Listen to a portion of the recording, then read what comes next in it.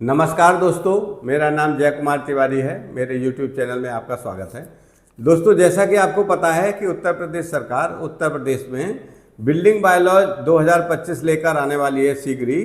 तो इस वीडियो में मैं बात करूंगा बिल्डिंग बायलॉज 2025 के बिंदु संख्या 2.1.3। इस बिंदु में प्री इशूड परमिशंस के बारे में बात की गई है, अर्थात जिन लोगों के नक्शे अभी पुराने बिल्डिंग बायलॉज के अनुसार पहले से पास हैं, उनकी बिल्डिंग बन चुकी हैं या बन रही हैं या अभी बिल्कुल भी उनका निर्माण शुरू नहीं हुआ है, तो उन बिल्डिंग्स के लिए या उन परमिशंस के लिए अब जब नए बिल्डिंग बायलॉज आएंगे तो उसमें क्या प्रावधान है। क्या नए बिल्डिंग बायलॉज आने पर पुराने बिल्डिंग बायलॉज के जो स्वीकृत मानचित्र हैं उनमें कोई लाभ मिलेगा या नहीं मिलेगा, या मिलेगा तो किन लोगों को मिलेगा। क्योंकि काफ़ी लोग हमसे कमेंट्स के माध्यम से भी ये बात पूछ रहे हैं कि सर नए बिल्डिंग बायलॉज आ जाएंगे तो जो पुराने बिल्डिंग बायलॉज के अनुसार हमारे नक्शे पास हैं उनका हमें नए बिल्डिंग बायलॉज के सापेक्ष लाभ मिलेगा या नहीं मिलेगा। तो विस्तार से इस वीडियो में मैं इसी की बात करूंगा और इस बात का उल्लेख बिल्डिंग बायलॉज 2025 के बिंदु संख्या 2.1.3 में किया गया है, जिसका मैं स्पष्टीकरण इस वीडियो में दूंगा। तो आइए वीडियो शुरू करते हैं।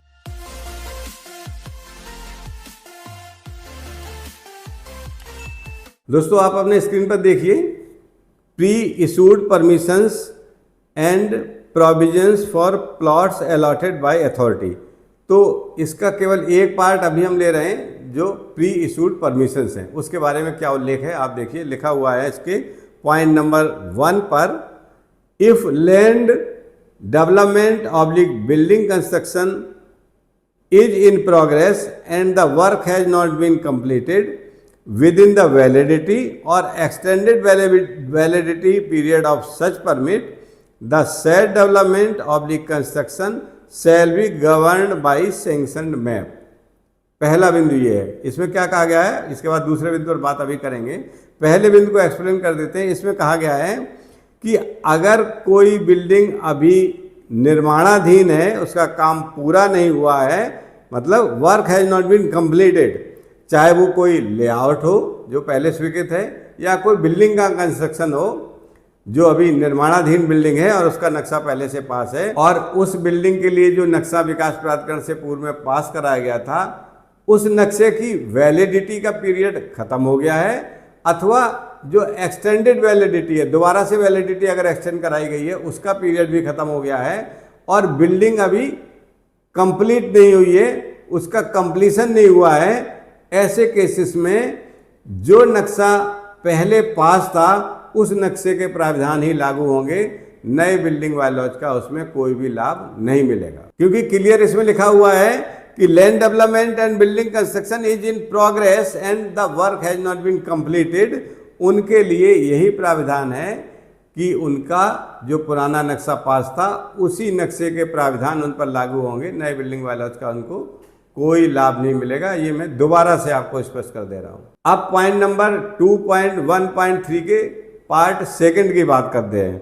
इसमें लिखा हुआ है, if the validity of the permit has expired and development oblique construction has not been commenced, fresh permit shall be obtained as per the provisions of these building bylaws.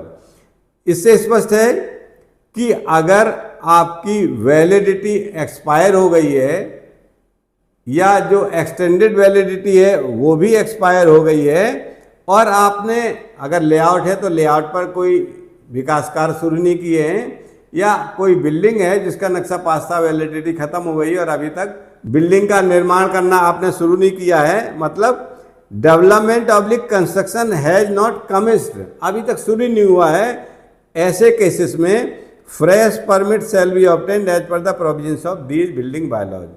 आपका नक्शा पास है और आपने अभी तक उसका ना तो अगर लेआउट है तो लेआउट पर कोई विकास कार्य शुरू किए हैं साइट पर, और ना बिल्डिंग का है तो बिल्डिंग के कोई निर्माण का कार्य शुरू किया है, ऐसे केसेस में आपको फ्रेश एप्लीकेशन देनी पड़ेगी नक्शा पास कराने के लिए, और फ्रेश एप्लीकेशन में आपको नए बिल्डिंग बायलॉज का लाभ मिल सकता है, अर्थात नए बिल्डिंग बायलॉज के प्रावधान के अनुसार ही आपको नक्शा पास हो जाएगा और पुराने नक्शे की वैलिडिटी वैसे ही खत्म हो गई है, निर्माण शुरू नहीं हुआ है, तो वो नक्शा आपका नल एंड वॉइड हो जाए। दोस्तों, इस सूचना के साथ ही ये वीडियो यही समाप्त होता है। अगले वीडियो में किसी महत्वपूर्ण बिंदु पर फिर आपसे चर्चा करेंगे।